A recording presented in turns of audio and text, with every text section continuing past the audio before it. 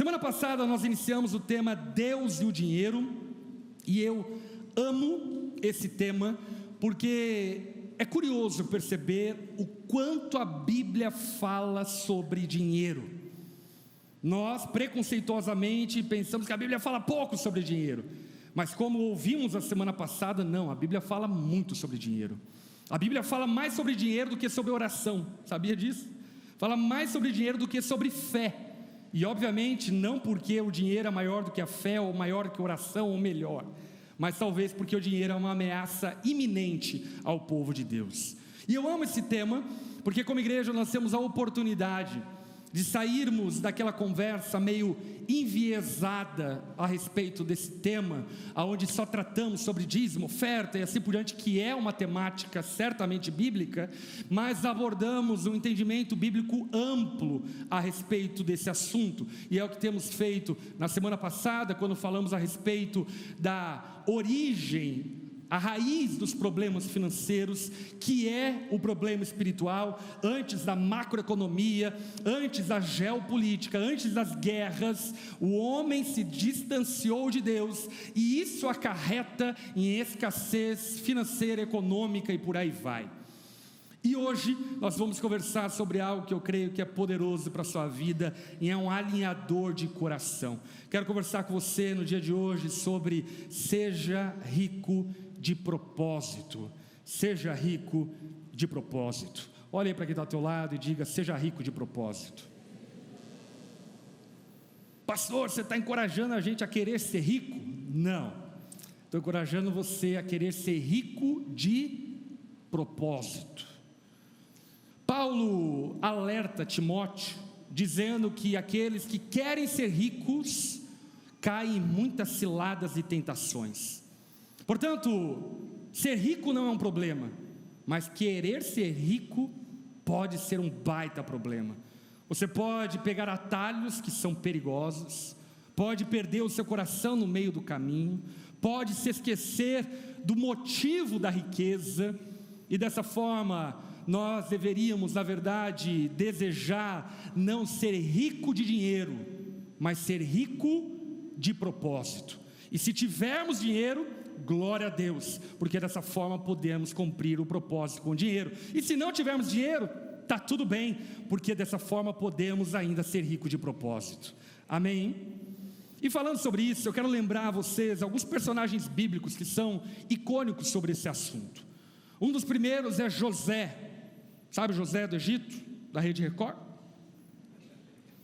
José, você conhece a história, ele é um símbolo de um homem temente ao Senhor, que é vendido como escravo pelos seus irmãos ao Egito, e no Egito a graça de Deus o alcança, de forma sobrenatural ele prospera, se torna governador do Egito, o segundo na linha de comando do Egito, tem muitas riquezas, domínio e poder. E aí você pensa, agora chegou a hora do Josézão comprar um monte de carro, comprar um monte de roupa de grife, andar por aí ostentando e pagando de rico para todo mundo.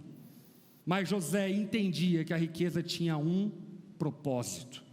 E qual era o propósito da riqueza que José, pela graça de Deus, recebeu? O propósito era que na escassez dos outros, José pudesse ser o provedor.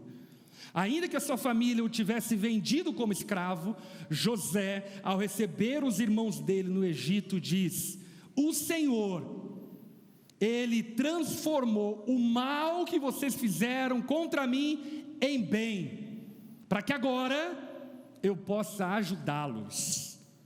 José entendia que a riqueza tinha propósito, e não apenas José. Por exemplo, quantos aqui mulheres são empresárias, empreendedoras? Pode levantar a mão, glória a Deus, bom demais. Tem uma personagem bíblica que inclusive eu te encorajo a estudar acerca dela, que é Lídia. Ela é uma empresária, empreendedora, muito bem sucedida, e isso é descrito no Novo Testamento de forma larga. Lídia era uma comerciante de púrpura, e foi através de Lídia, e por causa de Lídia, que a igreja em Filipos foi estabelecida. Você já leu a carta de Paulo aos Filipenses? Aquela igreja ao qual Paulo escreve, na verdade, foi fundada sob o patrocínio e ajuda de Lídia. Lídia foi quem bancou financeiramente a igreja em Filipos para que ela existisse. A igreja em Filipos nasceu na casa de Lídia, e ela foi aquela que patrocinou essa obra em Filipos. Maravilhoso.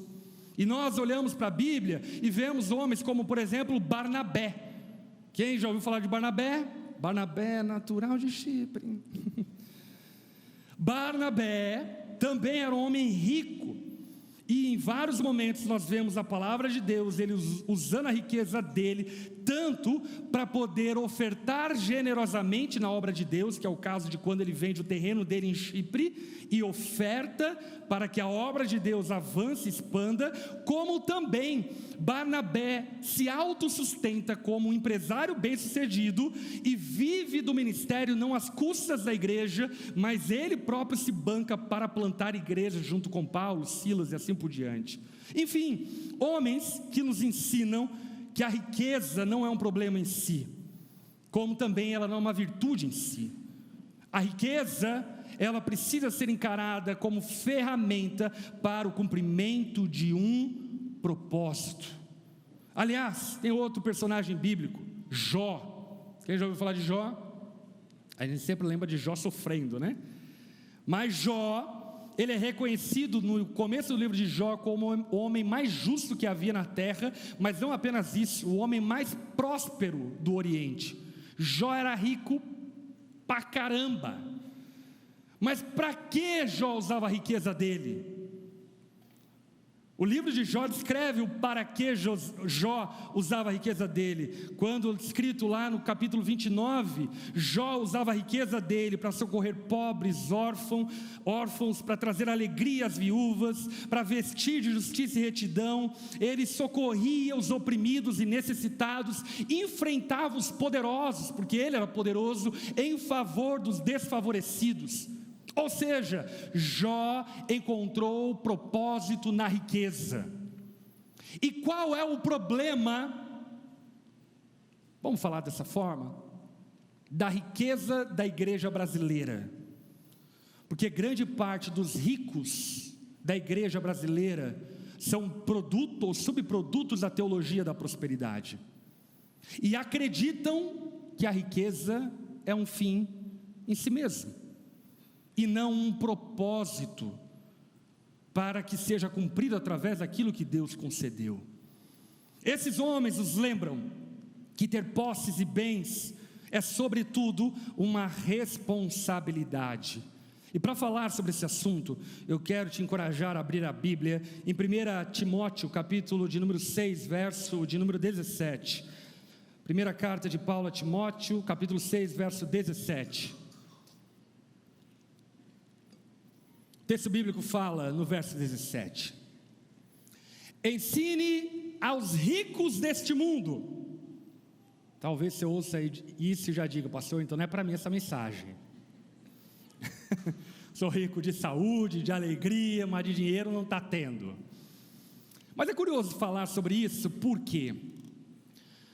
Porque é verdade que o Brasil, ele não é um país de primeiro mundo, mas em comparação, em paralelo a muitos outros países do mundo, o Brasil é um país muito próspero.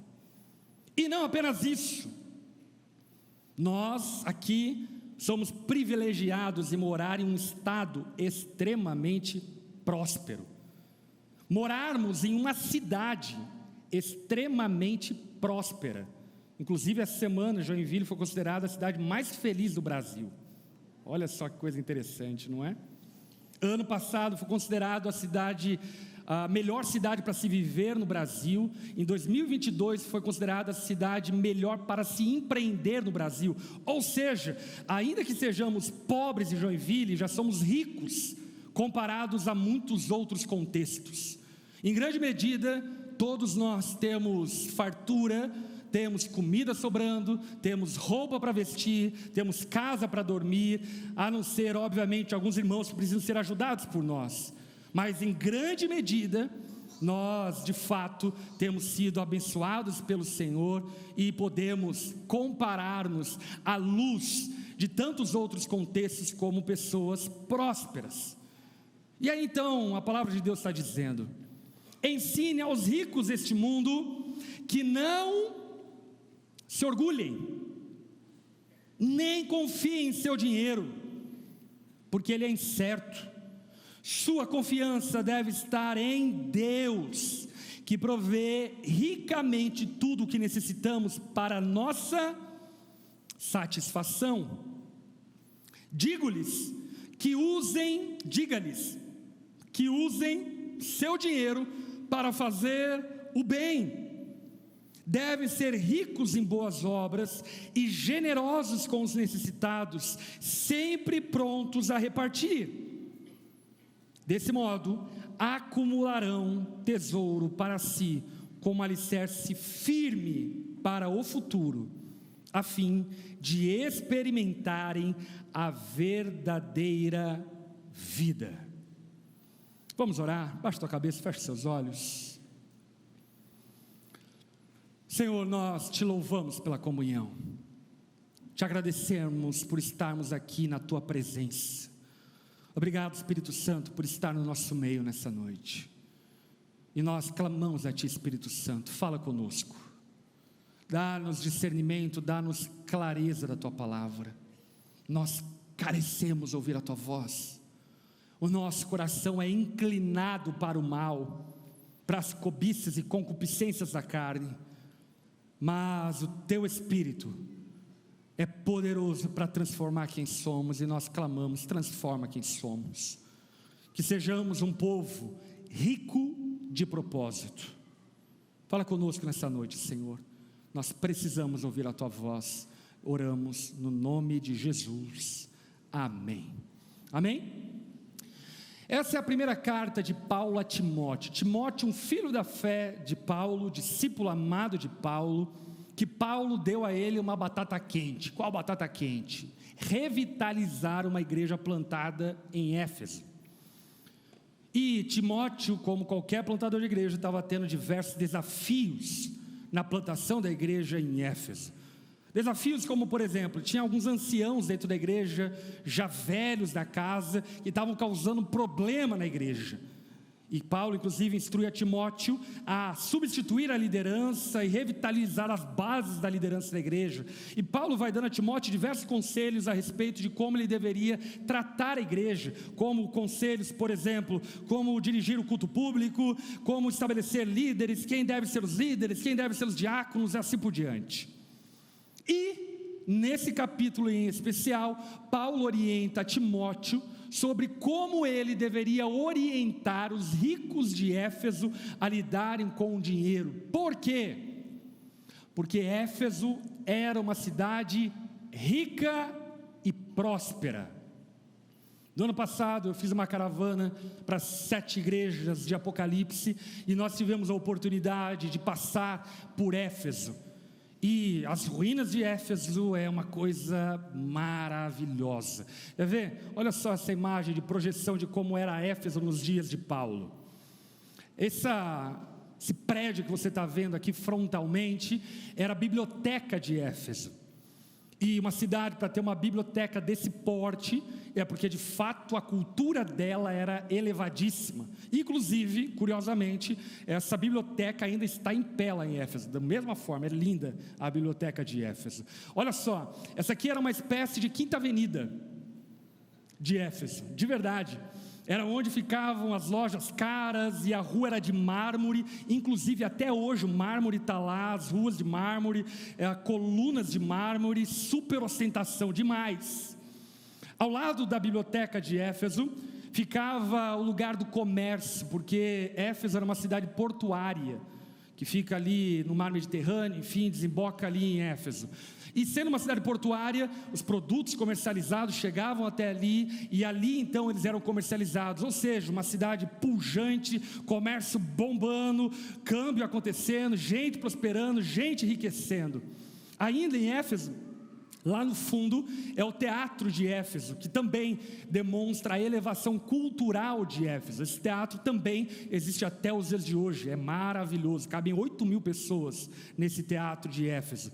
Lá acima, aquele templo que vocês estão vendo lá, é o templo da deusa Diana, da Ártemis, que era uma deusa pagã, ao qual o povo ia até Éfeso para adorar a Diana, Ártemis e assim por diante. Agora, ok, imagina essa cidade, e vários desses cidadãos se converteram ao Evangelho, gente rica, gente de alto gabarito, se converteram ao Evangelho. E esses que estavam se convertendo ao Evangelho, o Paulo vai perceber que eles sofriam seríssimos riscos de continuar vivendo da mesma forma vazia que viviam anteriormente. Eu não sei você, mas um dos motivos pelo qual eu sou muito grato a Deus é que Deus me libertou de viver uma vida sem propósito. Quantos concordam comigo? Como é maravilhoso saber que você está correndo uma corrida que tem um fim, que não é uma corrida vã, não é correr atrás do vento, é correr para um propósito. E por esse motivo, Paulo vai orientar a Timóteo sobre como Timóteo deveria lidar com essas pessoas ricas de Éfeso e alertá-las sobre como elas deveriam encarar suas riquezas. E obviamente que dentre nós aqui existem pessoas que têm um maior poder aquisitivo, outros menores, em diferentes classes socioeconômicas, e essa é a igreja. Agora, os conselhos e princípios ensinados por Paulo a Timóteo são princípios que devem falar a todos nós. Todos nós devemos ouvir as palavras de Paulo e aprender o propósito do dinheiro, o propósito da riqueza. Por quê? Inclusive, destruindo um engano, Deus não tem nenhum problema com a riqueza. Amém? Até porque Ele é rico. Deus não tem problema com a riqueza. Então esse discurso ideológico de que os ricos são os problemas, enfim, isso não provém da palavra de Deus. O problema de Deus não é com a riqueza. O problema de Deus não é com aquilo que você tem. O problema de Deus é para que você tem. Não é sobre ter, mas é sobre qual a finalidade de ter. Para que temos o que temos? Por que Deus tem multiplicado as suas sementes? Por quê? Porque você é o alecrim dourado do universo? Por que Deus tem te dotado de habilidade, por exemplo, econômica, para gerar recurso? Por que Deus tem te dotado de oportunidades enquanto empresário para prosperar? Por quê? Será porque você é mais amado do que todo mundo? Será porque você é mais especial que todo mundo? Será que porque Deus olhou para você e falou: eu vou muito abençoar essa pessoa porque eu quero, porque ele é tão legal? Paulo vai ensinar que não, em absoluto não. Olha o verso 17 que lemos anteriormente. Paulo vai dizer o seguinte: ensinem os ricos deste mundo que não se orgulhem e nem confiem no seu dinheiro. A primeira coisa que o apóstolo Paulo está falando para todos nós, sabe o que é? O nosso valor não é medido pelos bens que temos.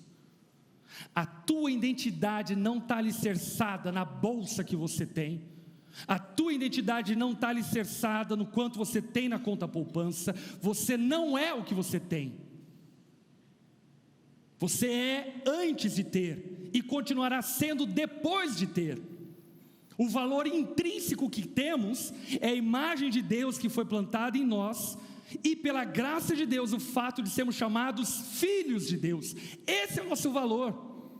O valor não está atrelado àquilo que possuímos. E por que Paulo está dizendo para os ricos não se orgulharem? Sabe por quê? Porque existem tentações que só ricos enfrentam. E uma das tentações que eles enfrentam, sabe o que é? Se achar melhor do que os outros. Porque tem dinheiro.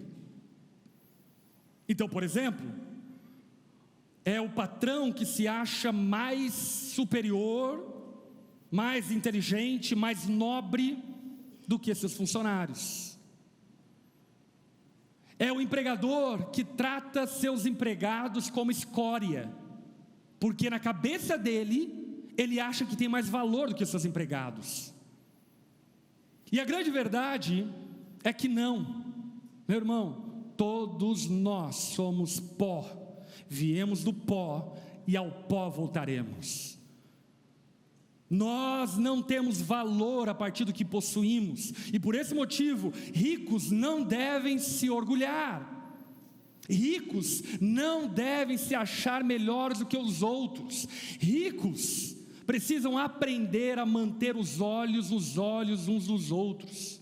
Ricos não podem levantar o queixo para os outros. Ricos precisam aprender a olhar para os pequeninos.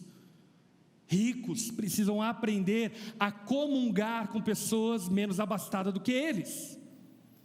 E eu digo isso porque existe uma tendência de pessoas ricas em montarem uma high society, onde eles vivem isolados do mundo. E ainda, por exemplo, que esse debate que tem acontecido na internet há algum tempo, sobre espaço VIP na igreja, enfim, tenha muitos contornos. Talvez você ouviu esse debate. Algo que nós precisamos considerar é que não, ricos não são VIPs na igreja, nem famosos são VIPs na igreja, nem pregadores são VIPs na igreja, nem pastores são VIPs na igreja. Todos nós somos membros do corpo de Cristo, e o nosso valor está em Cristo. Por esse motivo, não use da riqueza para se orgulhar, e sim vai descer. Segundo conselho que o apóstolo Paulo diz aos ricos é: não confie no dinheiro. E ele mesmo vai dar a letra, porque o dinheiro é incerto. Ah, pastor, eu recebi uma lição do meu avô, que dizia que quem compra terra nunca se arrepende. Até vir um poceiro de terra, se apropriar dessa terra, 5 anos usa o capião, você perdeu a terra. Até vir o governo demarcar o território e você perder as terras que tinha. O que eu quero que você perceba é que toda riqueza é incerta. Obviamente, se tratando de investimento, a gente vai falar isso na semana que vem. Investir em terra, tal, é um bom investimento. É mais seguro e menos volátil que outros investimentos. Entretanto, ainda assim não é seguro, ele é incerto. E por que é incerto? Porque o jogo econômico muda toda hora. Por exemplo, olhe para a história. E não tão distante, a Grande Depressão Americana em 1929 deixou milhões na rua da amargura. Ou em 2008, a crise das subprimes, que teve uma crise profunda de falência em todo os Estados Unidos. Gente, casas em Miami que valiam $400 mil, na semana seguinte estavam sendo vendidas por $20 mil. De repente, todos os preços despencaram, e aquilo que era certo se tornou incerto. Bancos de investimentos super famosos, como por exemplo Lehman Brothers, que nesse banco só de ativo tinha $600 bilhões, da noite para o dia foi à falência, e todos os acionistas perderam tudo. $600 bilhões foi para o espeto da noite para o dia. O que eu quero que você perceba é que de fato, verdadeiramente, a riqueza e o dinheiro é incerta, é incerto. Nós temos aqui diversos irmãos que vieram, por exemplo, da Venezuela, e compartilhando com esses irmãos, tem irmãos entre nós que eram prósperos na Venezuela, donos de negócio e assim por diante, e em questão de 1 ano, perderam todos os negócios, não tinham o que comer no final do ano. Notas de dinheiro venezuelano valiam menos do que o preço para se fazer a nota. Gente que vivia bem e que de repente estava tendo que atravessar a fronteira com a roupa do corpo, porque tinha perdido absolutamente tudo. Olhe, por exemplo, Cuba, pós-revolução cubana. Pessoas que tinham casas, bens, negócios, perderam tudo. Por quê? Porque o dinheiro é incerto. Por isso, meu irmão, escute aqui, não confie no dinheiro. Não confie no dinheiro. Ah, pastor, é que eu sigo um influencer de economia, e ele falou que se eu investir isso, eu vou ter e vou ganhar, e está seguro o dinheiro. O dinheiro é incerto. Você já imaginou que Bitcoin já foi moeda de videogame na internet? Sabia que no Orkut aquelas brincadeirinhas de fazendinha, enfim, ela rendia Bitcoin. Talvez você seja bilionário e nem saiba disso. Olha a loucura disso. O dinheiro é incerto, os negócios são incertos. O que Paulo está dizendo é: nós precisamos aprender a confiar em Deus, porque a única coisa que não é incerta é Deus. Ele é o mesmo ontem, hoje e amanhã. Ele não muda.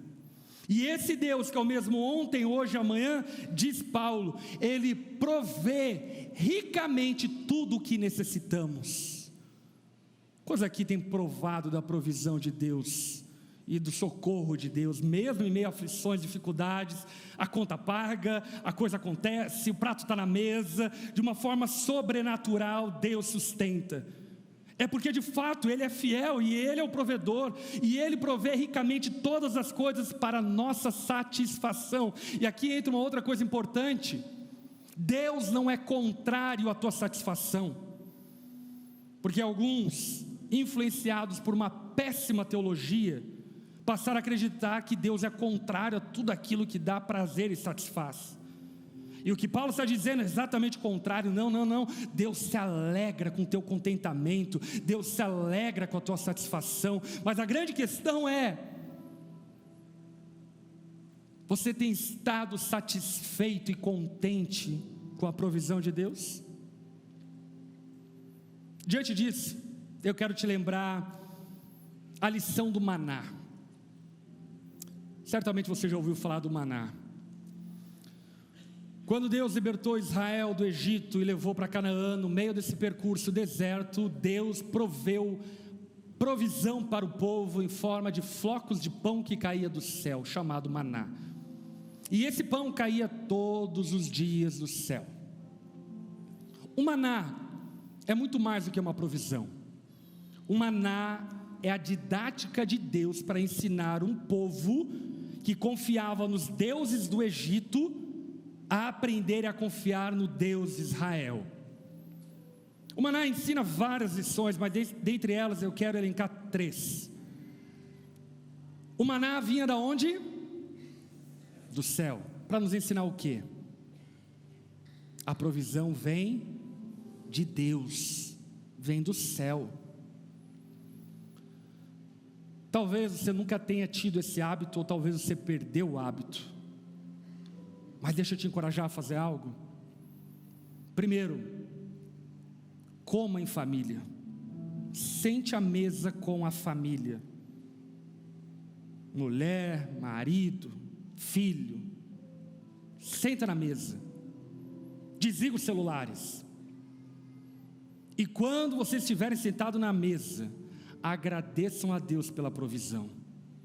Faz quanto tempo que você não olha o feijão em cima da mesa e diz: Deus, obrigado pelo feijão?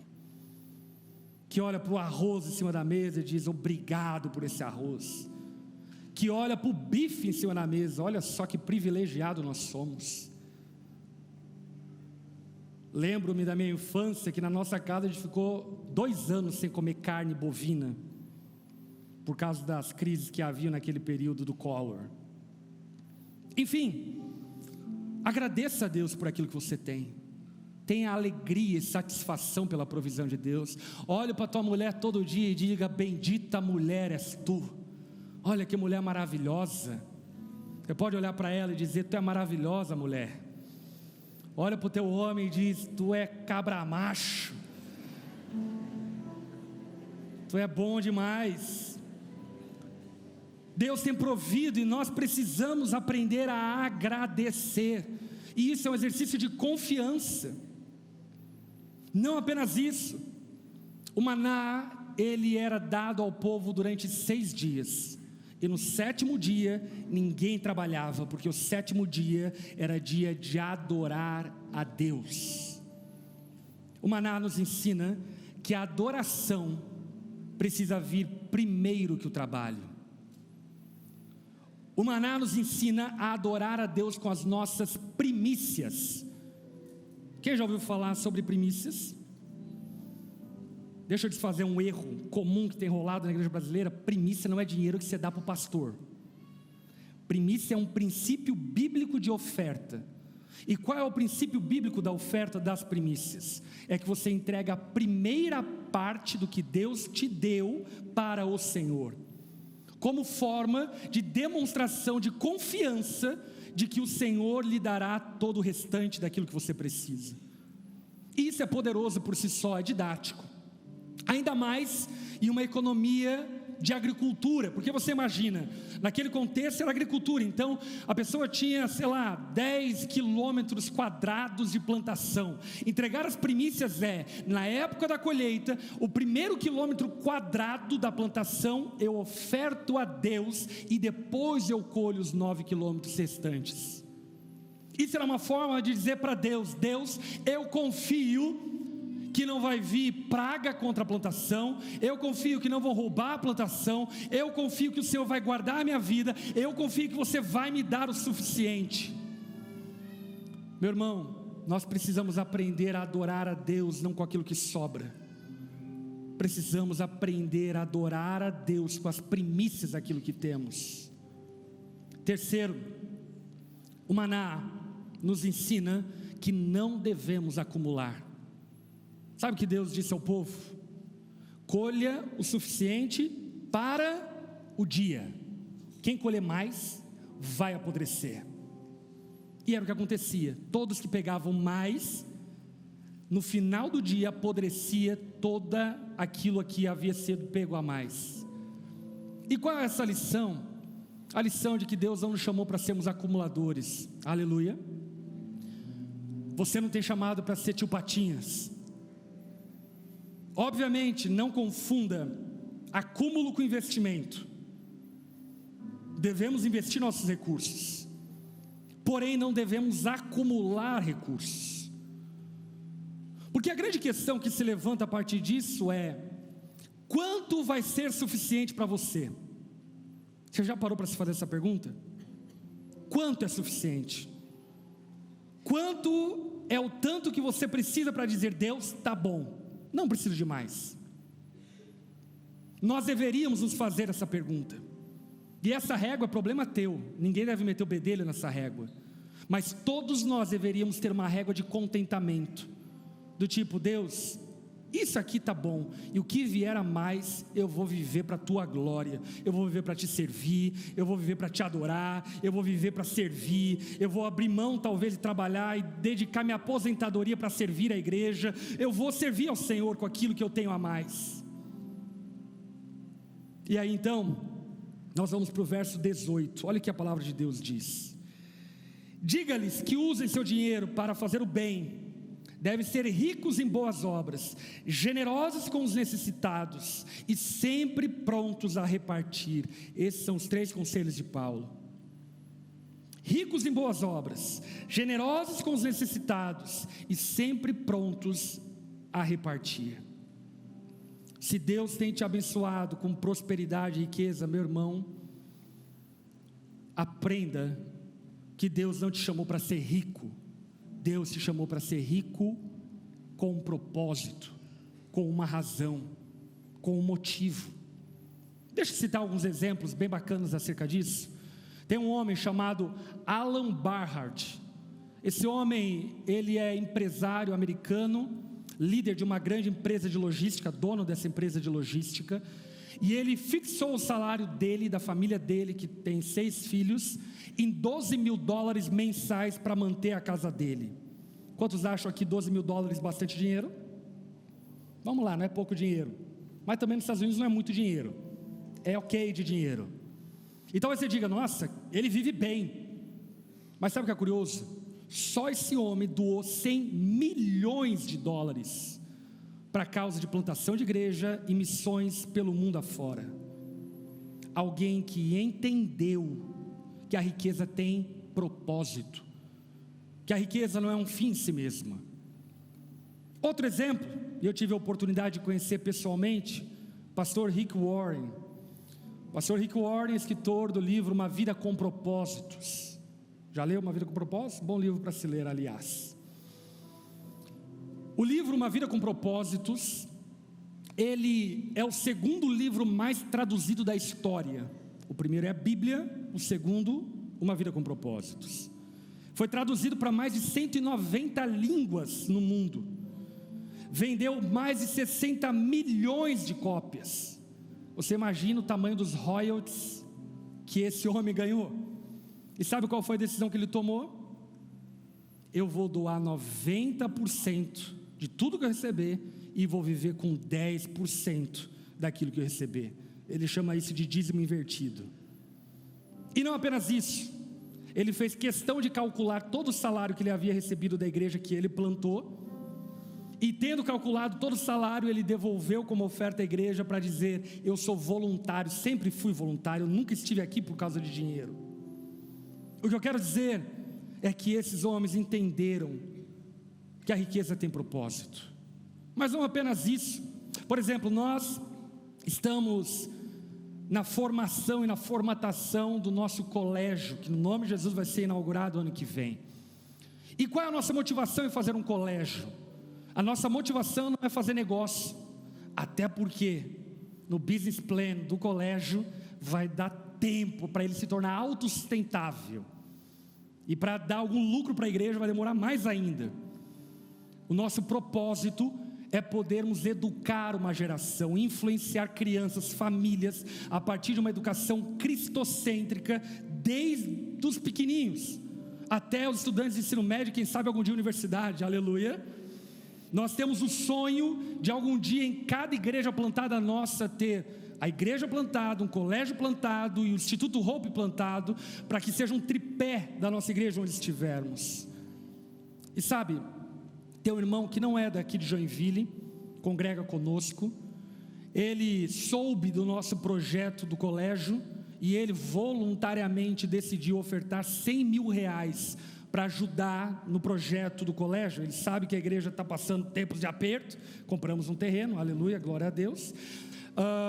Então ele decidiu ofertar isso, e glória a Deus por ele. E ele confidenciou ainda que foi muito interessante a maneira como Deus falou com ele, porque ele estava pensando em comprar uma coisa supérflua, e ele equilibrou na balança e falou: gente, esse dinheiro pode ser útil para algo eterno, que é um colégio. Eu prefiro investir nisso daqui do que investir em mim mesmo.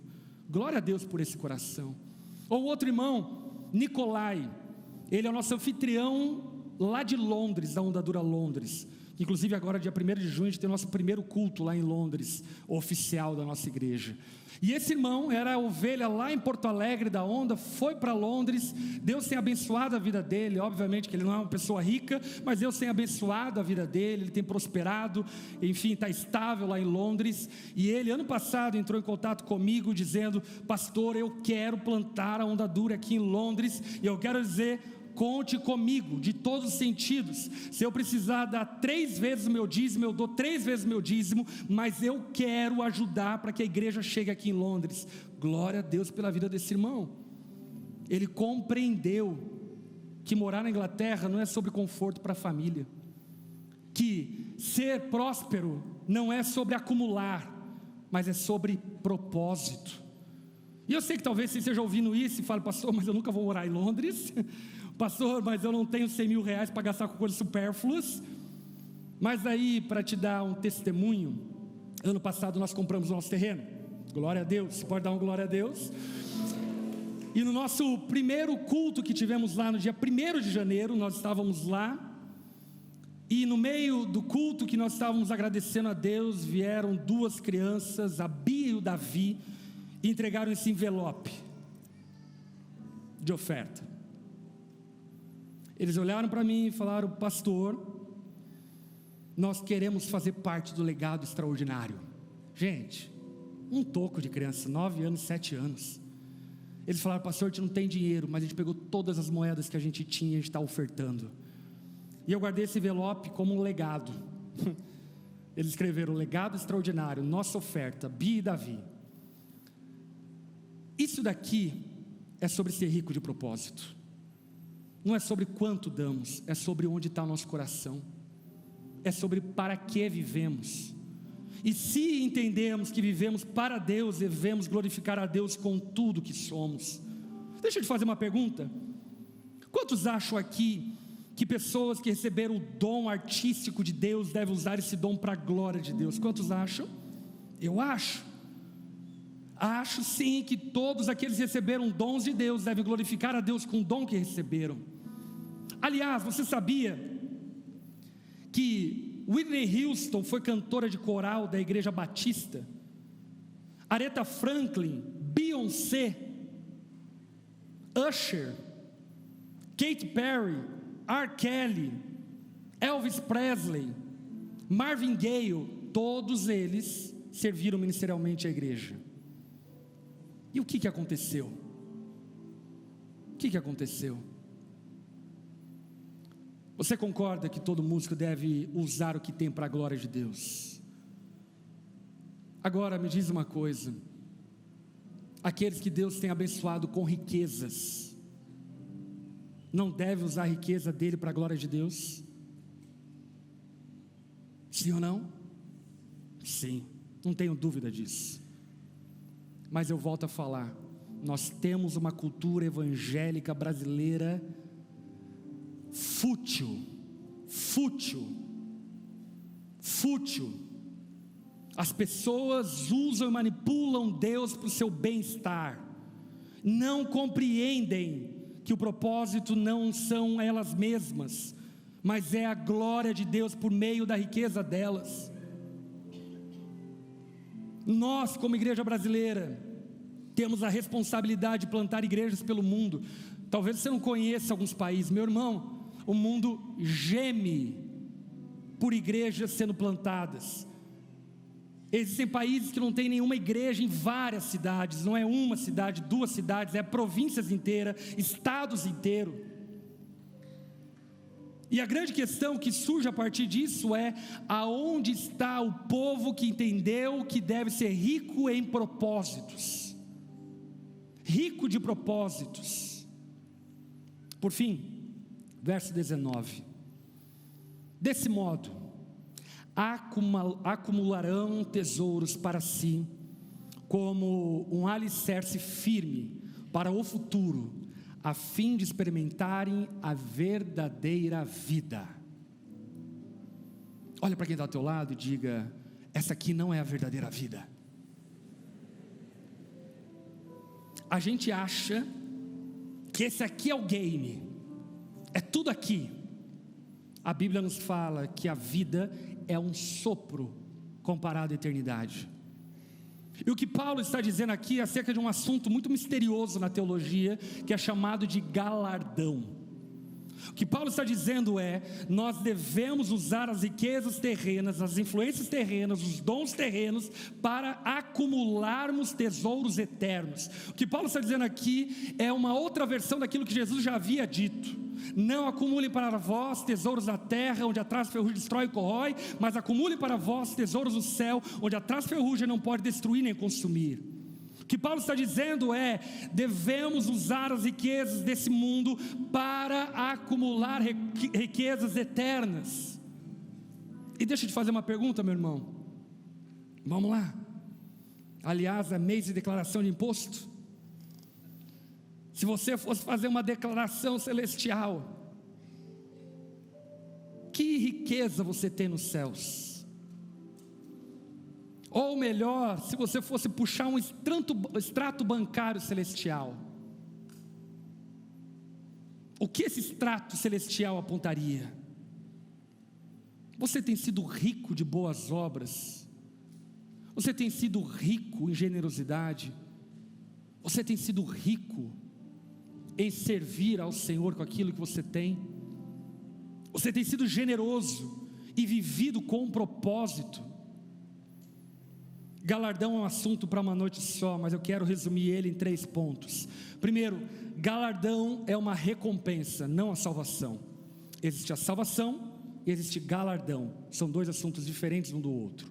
Segundo, haverá diferentes recompensas. Sim, no céu a palavra de Deus diz que no seu reino pessoas governarão sobre outras, pessoas serão galardoadas mais do que as outras. Como isso vai ser? Não me pergunta, nunca tive lá, mas a Bíblia diz que vai ter. Terceiro, obras egoístas e sem valor eterno serão queimadas. Aquilo que fazemos para a nossa própria glória será consumido. e somente restará aquilo que é feito para a glória de Deus. Talvez você ouça essa mensagem e diz: pastor, essa mensagem é para quem é rico. Eu estou jogando na Mega Sena, pastor. Só espera, no dia que eu ganhar na Mega Sena, aí você vai ver.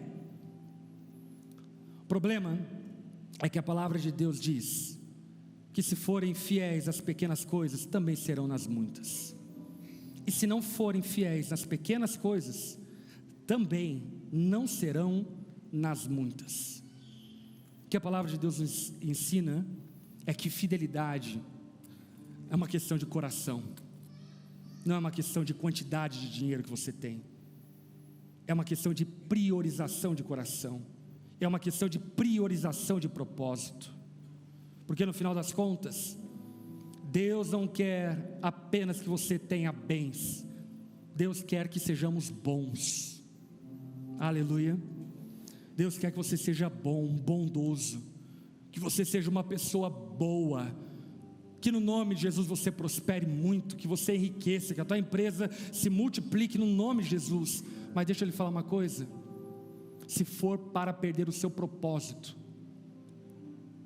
é melhor ser classe média, é melhor lutar para pagar os boletos todo mês, é bem melhor. Se for para perder o seu coração, é melhor estar onde você está, porque no final das contas, do que vale viver uma vida toda, se no final dela, nós descobrimos que corremos a corrida errada. Por fim, 3 aplicações. Confie em Deus, não na riqueza. Invista no que é eterno, não acumule. Viva hoje com olhos na eternidade. Amém? Baixe tua cabeça, feche seus olhos.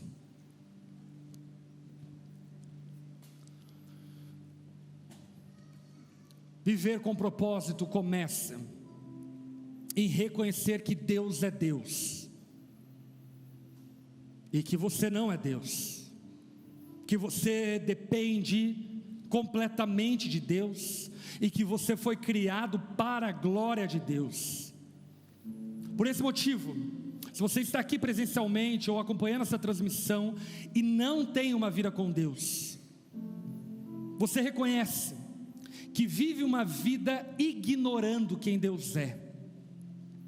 Talvez para você, Jesus é um artefato religioso que de vez em quando você vai à igreja e lembra dele. Talvez Deus é algo que você coloca em uma caixinha de coisas menos importantes da sua vida. Essa palavra, ela nos lembra que o propósito da nossa vida é conhecer a Deus, é Ele mesmo o propósito. Por esse motivo, se você não tem uma vida com Deus, mas no seu coração existe um desejo de conhecer a Deus, existe uma vontade de viver uma vida diferente, existe um desejo de servir a Jesus, de viver para propósitos eternos, se você é essa pessoa, eu quero te convidar nessa noite a se render a Jesus. Por isso, se você não tem uma vida com Deus, mas deseja ter, aí no seu lugar mesmo, de cabeça baixa, olhos fechados, faça essa oração junto comigo. Jesus está aqui, Ele ouve ela. Repita assim, diga assim: Senhor Jesus, eu peço perdão por até aqui não reconhecer você em meus caminhos. Me perdoa, Jesus, por viver como se você não existisse. Me perdoa, Jesus, por viver para mim mesmo. Jesus, transforma a minha vida, transforma o meu coração. Eu reconheço que só Tu pode me salvar e que Tu é o único Senhor ao qual eu devo entregar a minha vida. Por isso, tome a minha vida em Tuas mãos, Senhor. Eu me entrego por completo a Ti e faça essa oração em nome de Jesus. Todos ainda de cabeça baixa, olhos fechados. Se você fez essa oração, eu creio que Deus está fazendo algo extraordinário na sua vida. Eu quero muito orar por você. Por isso, você que fez essa oração, levante uma das suas mãos do seu lugar. Eu quero te ver, eu quero orar por você. Aleluia, aleluia. Levante uma das suas mãos, amém, amém, amém. Você que levantou sua mão, por gentileza, no lugar onde você está mesmo, fique em pé nesse momento. Eu quero orar por você. Eu creio que Deus te trouxe até aqui essa noite para transformar a tua história, para fazer algo novo na sua vida, para te dar uma nova vida. Aleluia. Você que está acompanhando essa transmissão e de igual forma fez essa oração se rendendo a Jesus, coloca nos comentários: eu me rendo a Jesus. Queremos orar por você também. Quero convidar a igreja a acolher essas pessoas. Você que está sentado, junte-se a nós em oração, estenda suas mãos em direção a essas pessoas. Vamos orar ao Senhor. Senhor, nós te louvamos, agradecemos, porque houve amor suficiente para nos salvar e alcançar essas pessoas com a sua graça e bondade, Senhor. Clamamos, ó Pai, que o Senhor encha do teu Espírito cada um deles, ó Pai, que algo novo, celestial possa vir sobre eles, ó Pai, dando a eles uma nova história, um novo coração, uma nova vida. Nós te exaltamos porque reconhecemos que ninguém vai a ti se o Senhor mesmo não trouxer. E como igreja nos alegramos junto com o céu que está em festa, porque sabemos, ó Pai, que há salvação no nosso meio. Glorificado seja o Senhor, exaltado seja o teu nome. Nós clamamos e oramos por cada um deles em nome de Jesus, amém e amém, aleluia. Você pode fazer uma festa, se alegrar no Senhor, aleluia.